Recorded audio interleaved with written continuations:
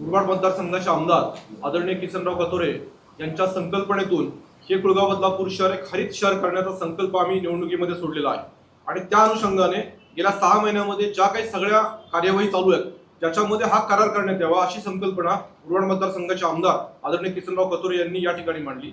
Doctor Sanjay Bhave या ठिकाणी कुळगाव बदलापूर शहरामध्ये 1 महिन्यापूर्वी आले होते आणि त्यांनी संपूर्ण या शहराचं त्या ठिकाणी सर्वेक्षण केलं। कुळगाव बदलापूर नगरपालिका क्षेत्राच्या थोडं बाहेर वांगणी या ठिकाणी कोकण कृषी विद्यापीठाचं एक महत्त्वपूर्ण केंद्र तयार करण्यासाठी माननीय आमदार महोदयांनी जवळजवळ 30 एकर जागा त्या ठिकाणी उपलब्ध करून दिलेली आहे आणि त्याच वेळेला या शहराच्या नगरपालिकेबरोबर सुद्धा एक सामंजस्य करार कोकण कृषी विद्यापीठाने करावा अशी भूमिका आदरणीय आमदार महोदयांनी आदरणीय संजय भावे सरांकडे घेतली आणि त्या अनुषंगानं आदरणीय नगराध्यक्षा रुचिता घोरपडे यांच्या माध्यमातून आम्ही 17 तारखेला दापोलीला या ठिकाणी गेलो।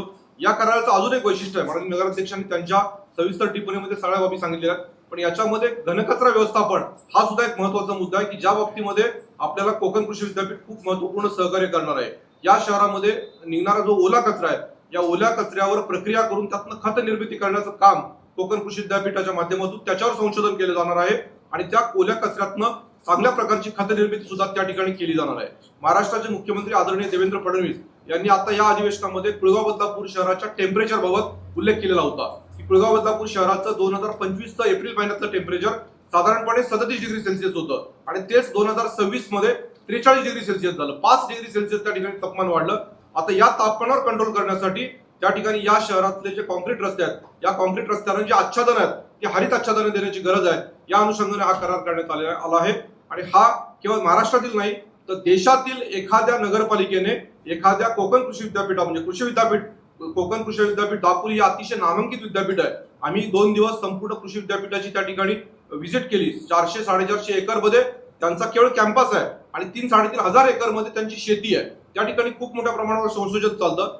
त्या संशोधनाचा उपयोग या ठिकाणी एखाद्या स्थानिक स्वराज्य संस्थेला करण्यामध्ये त्यांचा मोलाचा वाटा आहे आणि हा देशातील पहिला प्रकल्प आहे आणि यासाठी आम्हाला खात्री आहे की राज्य शासन केंद्र शासन यांच्या मार्फत सुद्धा निधी उपलब्ध होईल आणि पुढच्या 10 वर्षामध्ये कुळगाव बदलापूर शहर हे महाराष्ट्रातलं सगळ्यात हरित शहर करण्याचा संकल्प हा आदरणीय नगराध्यक्षा रुचिता घोरपडे आणि आमच्या आमदार किसन कथोरे यांनी सोडलेला आहे। त्या दृष्टिकोनातून महत्त्वपूर्ण पाऊल आहे आणि कुळगाव बदलापूर शहरातील नागरिकांनी सुद्धा याच्यामध्ये सहभागी व्हावं। शहरातल्या सेवाभावी संस्था आहेत, आता कालपासून सुद्धा आम्हाला नगराध्यक्ष मॅडमला शहरातल्या अनेक सेवाभावी संस्थांचे फोन आले की आम्ही या उपक्रमांमध्ये सहभागी त्या ठिकाणी होतोय।